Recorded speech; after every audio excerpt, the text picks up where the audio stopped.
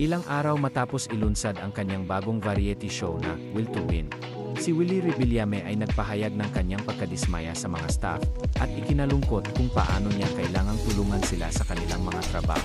Sa live show noong Hulyo 18, pinagalitan ni Rebillame ang staff matapos maganap ang ilang pagkakamali. Ang disc jockey ay nagkamali sa pagbubukas ng segment, ang floor director ay lumakad sa harap ng kamera, at ang tamang materyales para sa isang segment ay hindi agad naibigay.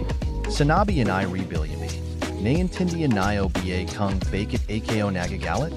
Ito ang problema kapag hindi alam ng mga tao ang kanilang ginagawa. Ako ang nananagot sa lahat. Binigyang diin niya na kahit na may rehearsal, nagkakamali pa rin sila na nagpapakita ng masamang impresyon sa kanya. Maawa kayo sa akin. Ako ang nag-iisip para sa inyo, dagdag niya. Dahil sa mga pagkaantala, pinili ni Rebillame na hindi ituloy ang isang segment sa bandang